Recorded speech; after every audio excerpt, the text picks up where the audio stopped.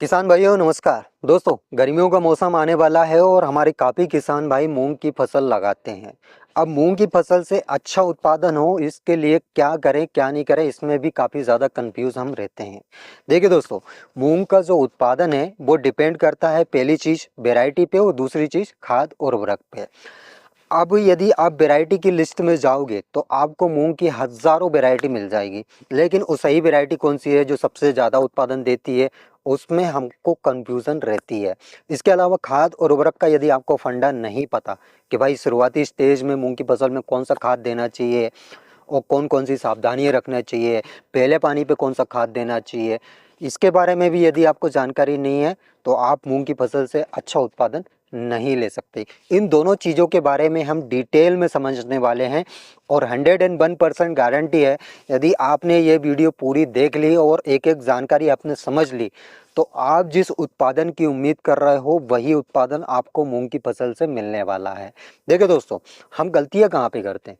एक तो वैरायटी का सिलेक्शन करने में हम गलती करते हैं कि भाई जो भी वैरायटी हम सिलेक्ट कर रहे हैं उसमें हमको सबसे पहली चीज़ तो ये देखना है कि भाई वैरायटी कितने दिन की है, कितनी अवधि है।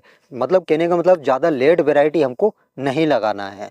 अब मैं टॉप 3 वैरायटी के बारे में आपको बताने वाला हूं जो सबसे ज़्यादा उत्पादन दे और जो अभी तक की सबसे नई वैरायटी है, उनके बारे में डिटेल में बताऊंगा। लेकिन आप जो भी वैरायटी सिलेक्ट करो उसमें 4-5 बिंदु अवश्य देख लेना।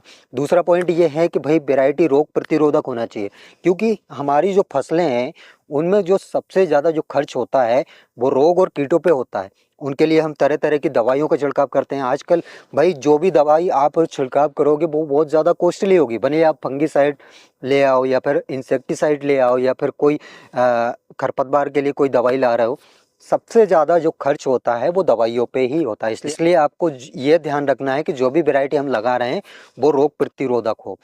तीसरी चीज़ भाई, वैरायटी में सेटरिंग की समस्या नहीं होना चाहिए। सेटरिंग मतलब फली चटकने लगती है लास्ट स्टेज पे, मतलब कुछ फली पक जाती है, कुछ फली हरी है, तो जो फली पक जाती है उनमें से दाने निकल के गिरने लगते हैं और ये अधिकतर मूंग की फसल में बहुत ज़्यादा देखा जाता है। इसलिए सेटरिंग की समस्या नहीं हो ऐसी वैरायटी का हमको चुनाव करना है। चौथी चीज़ भाई, वैरायटी जरूरत से ज़्यादा हाइट ना ले। मतलब दोस्तों, काफ़ी बार क्या होता है, कुछ वैरायटी इतनी ज़्यादा हाइट ले लेती है कि वो आड़ी हो जाती है और आड़ी यदि फसल कोई हो गई तो उसमें जीरो साइज का दाना बनेगा। अब जीरो साइज का दाना यदि बन रहा है तो वहाँ पे क्या होगा, उत्पादन हमको कम मिलेगा। तो ये कुछ पॉइंट है जिनका आपको ध्यान रखना है। अब जिन टॉप 3 वैरायटी के बारे में हम बात करने वाले हैं उसमें तीसरे नंबर पे जो वैरायटी हमने रखी है वो है IPM 205-7। इसको भाई साहब विराट के नाम से जाना जाता है। अब इसको तीसरे नंबर पे रखने का भी एक कारण है जो मैं लास्ट में बताऊंगा। ये वैरायटी मध्य भारत में काफ़ी ज़्यादा लगाई जाती है। मध्य भारत में इसलिए लगाई जाती है क्योंकि ये सबसे अर्ली वैरायटी है, लगभग 52 से 58 दिन में पककर तैयार हो जाती है। और एक इसकी विशेषता ये है कि ये कम पानी में भी अच्छा उत्पादन आपको दे सकती है। मतलब इसमें लगभग 3 से 4 पानी की जरूरत लगती है। मध्य भारत में पानी की कमी है, इसलिए मध्य भारत के किसान भाई इस वैरायटी को काफ़ी ज़्यादा लगाते हैं। एक विशेषता इसमें यह भी है कि इसमें पीला मोजेक बिल्कुल भी नहीं लगता। देखिए दोस्तों, गर्मियों में यदि आप मूंग की फसल लगा रहे हो तो उसमें कम रोग देखने को मिलेंगे, और यदि आप खरीफ में मूंग की फसल लगाओगे तो वहाँ पे हो सकता है आपको ज़्यादा रोग देखने को मिले। तो IPM 205-7 यानी विराट, इस वैरायटी को आप मध्य भारत से यदि आते हो तो वहाँ पे आप लगा सकते हो। लेकिन इसकी सबसे बड़ी कमी यह है कि इसकी हाइट बहुत कम होती है।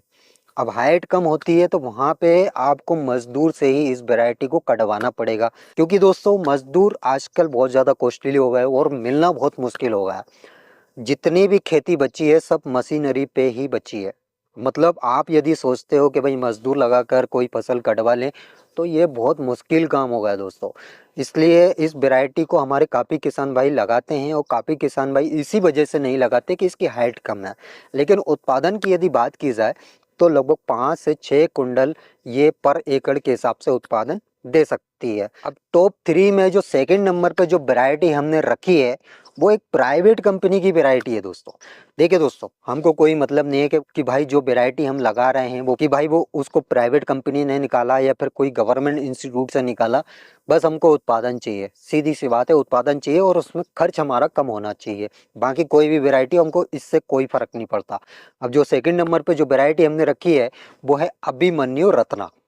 अब ये वैरायटी 2017 में निकाली गई थी और इस वैरायटी की सबसे बड़ी विशेषता ये है कि इसकी हाइट काफ़ी बढ़िया हो जाती है। मतलब इसकी हार्वेस्टिंग करवाने में आपको कोई भी दिक्कत नहीं आने वाली। चाहे तो आप रीपर से इसको कटवा सकते हो, चाहे हार्वेस्टर से आप इसको कटवा सकते हो। इसके अलावा इसमें सेटरिंग की समस्या बिल्कुल भी नहीं है। मतलब फली इसमें नहीं चटकती है, फली इसमें गुच्छों में लगती है। इसके पत्ते काफ़ी ज़्यादा बड़े होते हैं दोस्तों।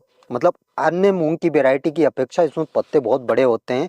और इसके अलावा ये एकदम रोग प्रतिरोधक वैरायटी है। ना इसमें पीला मोजेक लगता है, ना ही इसमें पाउडरी मिल्ड्यू लगता है। बड़े पत्ते होने के कारण इसमें कीट भी बहुत कम लगते हैं। अभिमन्यु रत्ना इस वैरायटी से हमारे एक किसान भाई ने लगभग 6 से 8 कुंडल पर एकड़ के हिसाब से उत्पादन लिया है। मतलब मैक्सिमम 8 कुंडल तक ये उत्पादन हमारे किसान भाइयों को दे सकती है और मिनिमम 6 कुंडल, मतलब 6 कुंडल से कम उत्पादन नहीं देगी। अगर इसकी अवधि की बात की जाए तो लगभग 65 से 70 दिन में ये वैरायटी पककर तैयार हो जाती है। 5 से 6 पानी की ज़रूरत इसमें लगती है। मतलब हालांकि ये मध्यम अवधि की है, ज़्यादा लेट वैरायटी भी नहीं है, ना ही ज़्यादा अर्ली वैरायटी है, लेकिन उत्पादन की दृष्टि से ये काफ़ी बढ़िया वैरायटी है।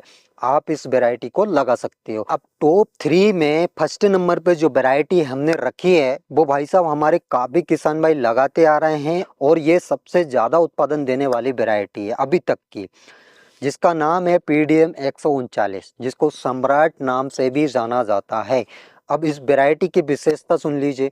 एक विशेषता तो ये है कि इसमें कोई भी रोग देखने को आपको नहीं मिलेगा और उत्पादन की यदि बात की जाए तो मैक्सिमम ये 8-9 कुंडल पर एकड़ के हिसाब से उत्पादन ये दे सकती है। इसके अलावा ये मध्यम अवधि की वैरायटी है। लगभग 62 से 67 दिन में ये वैरायटी पककर तैयार हो जाती है।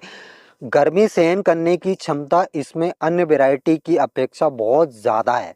मतलब इस वैरायटी को आप गर्मियों में लगा सकते हो। अगर इसकी बुवाई का सही समय की बात की जाए तो मार्च के पूरे महीने में आप इस वैरायटी की बुवाई कर सकते हो।